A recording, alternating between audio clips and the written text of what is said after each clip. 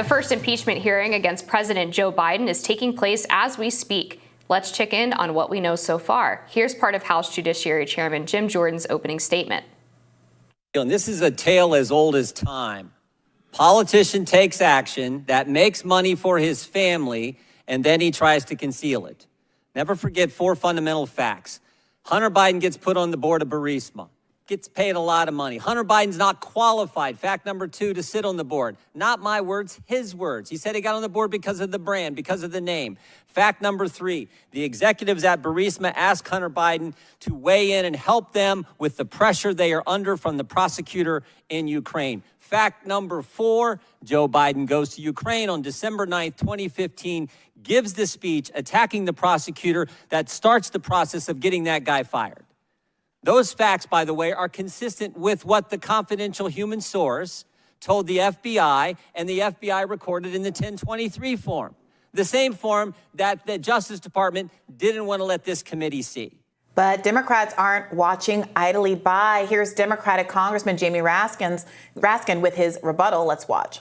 All right, so let's get it straight. We're 62 hours away from shutting down the government of the United States of America, and Republicans are launching an impeachment drive based on a long debunked and discredited lie.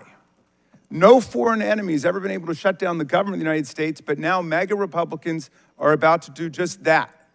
But they don't want to cut off public services to the people and deny paychecks to more than 1 million service members without first launching an impeachment drive, even when they don't have a shred of evidence against President Biden for an impeachable offense. And you think I'm being harsh? Here's what some Republicans have had to say over the last week about the actions of the Republicans as they watch up close, quote, the dysfunction caucus at work, in the words of our GOP colleague from Nebraska, Don Bacon. Clown show, foolishness, terribly misguided, stupidity, failure to lead, lunatics, disgraceful, new low, pathetic, enabling Chairman Xi, people that have serious issues. Those folks don't have a plan, show just how broken they are, and individuals that just want to burn the whole place down. White House spokesperson Ian Sams tweeted out a new NBC poll. It finds that the majority of voters oppose Biden's impeachment hearings as the GOP inquiry begins at 56%. Okay, what do you make of the Raskin framing that China has never been able to shut down the U.S. government, but Republicans are doing this on the eve of a government shutdown? This is not the priority of the American people. It's dividing even the Republican caucus, reciting all of the negative things that other Republicans have said about this impeachment inquiry. The poll suggesting that the public is not with the Freedom Caucus on this. Is this something they're going to look back on with regret? Is this helping Republicans? I don't know, maybe. I mean, I feel like they could have probably kept this in the investigation realm. I thought Chairman Comer was doing a fine job. I haven't really seen the explanation for how much more power it actually gives them to have the impeachment inquiry versus having the unofficial inquiry that was being conducted by House Oversight. That being said, I mean, I can't be too hard on them because I understand that there is a lot of, at least circumstantial evidence that suggests that there's major corruption in the Biden family. So what is the circumstantial evidence you think kind of potentially warrants this inquiry, if not an impeachment inquiry, an investigation, if not an impeachment inquiry? Yeah, I would say there's a few things. I mean, first of all, the fact that Hunter was on the board of these companies despite having no experience whatsoever and was making, $10,000 a month on the board of Burisma. They claim that he never made any money from China. Now we have this couple $100,000 that was wired to Joe Biden's address. No evidence, obviously, that Joe Biden never saw that money, but there's some there. There's the WhatsApp messages from Hunter saying that should be 10% for the big guy, messaging his Chinese partner and saying, hey, we did our side of the deal. My father took care of his side. Now it's time for you to pony up.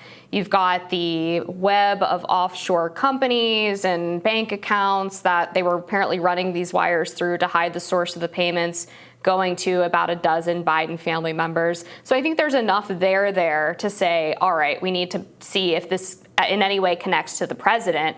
And then when you look at the testimony from the IRS whistleblowers that suggests that they were discouraged from actually looking into the source of Hunter's income as well as the recipients because they were told that they didn't want to get too close to Joe Biden, I think there's enough. Yeah, so I gotta say that I am not pro-impeachment, but I am investigation curious, let's say. Fair. Because I hate corruption. Yeah. At the same time, like it or not, and I do not like it, a lot of what's being described, if not all of what's being described, does seem to be part and parcel of how rich and connected people operate in their lives. And I do wonder if part of the reason why this investigation, which has been going on since the Trump administration, the reason it hasn't yielded real fruit is because if Joe and Hunter Biden go down over this, what other heads may roll? I mean, this point about Hunter Biden not being qualified for any of the jobs that he was paid handsomely for really resonates with me. It seems unconscionable. It is also true that, Donald Trump made Jared Kushner a senior advisor, and then also the director of the Office of American Innovation. Yeah.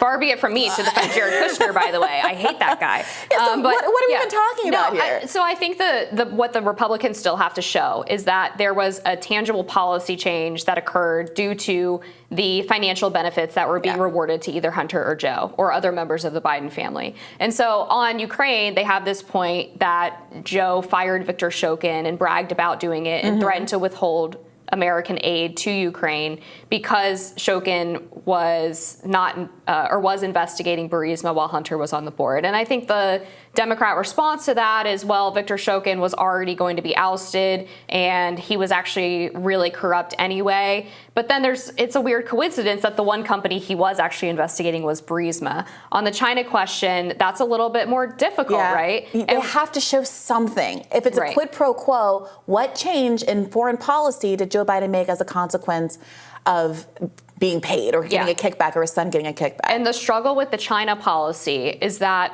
the Obama administration was pretty soft on China, but the issue is, did they just miss the boat like pretty much every other politician until Trump started talking about China in 2015? Or was it because of this connection with Hunter being on the board of the Chinese energy company? And I think the greatest evidence that they have to date of that particular potential quid pro quo is that when Joe Biden was tasked in 2013 with going to China to talk about their demarcation of the South China Sea and putting the air defense identification zone there, Joe went over there, he talked to Xi Jinping, and after a long day of diplomacy, Xi Jinping basically said, go pound sand, we're not changing anything.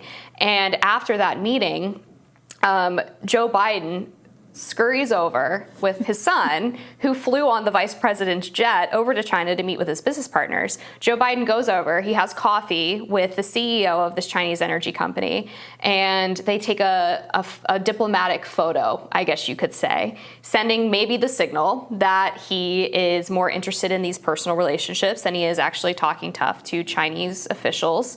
And then he gets back to the States and he writes a nice glowing letter of recommendation to make sure that the CEO's son gets into college. Yeah, you hipped me to that story. I hadn't heard about the letter of recommendation, but this is another one of those things where, is it political corruption? Is it a political quid pro quo? Or is it the thing that rich people do where in exchange for you giving my son a job, I get your kid into college, which I find to be elitist and unfair and anti-meritocratic, but not illegal and not something that implicates what the president being captured in some political scheme where he's acting against the interests of Americans. I mean, he's acting against the interests of other people who are applying to Penn or whatever. He's not acting against the interests of the country at large in his capacity as president or vice president of the United States. Yeah, I think what makes this rise above other levels of political corruption for me is the introduction of foreign governments and foreign policy, and the fact that he was the vice president in charge of handling these two countries while he was obviously in the Obama administration. So that gives me greater pause, right? Because if you are in fact having a different posture towards foreign countries, especially with China, which is the U.S.'s biggest global rival at this point and was amassing all kinds of power during the Obama administration.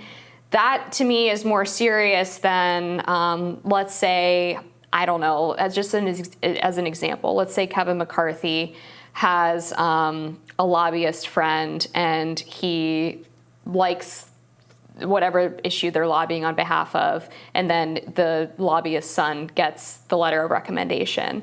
I still hate that. That's corruption, no question, and I would like to root it out on all levels. Mm-hmm. But again, the introduction of the foreign governments troubles me. Look, I appreciate drawing that line. It's a perfectly reasonable place to draw a line.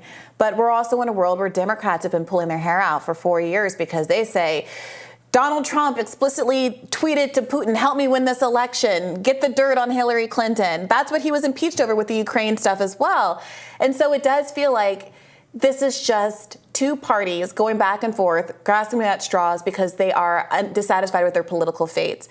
And all of this happening, I gotta say, on the eve of a government shutdown, after a week where the government managed to very quickly, in a number of days, pass new Senate dress code rules, but we haven't had a minimum wage raise since 2009.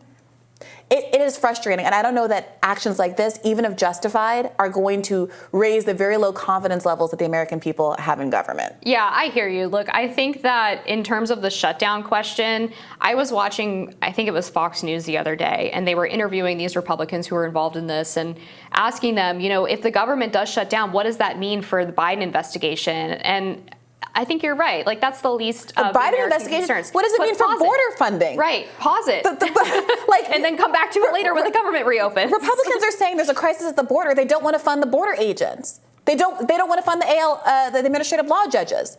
They don't want to fund. I mean, they don't want to fund soldiers. There's no consistency here. I don't know. We have to wrap this segment, but. We'll have more on government dysfunction coming up. Don't have any doubt. Stick around. We're rising after this.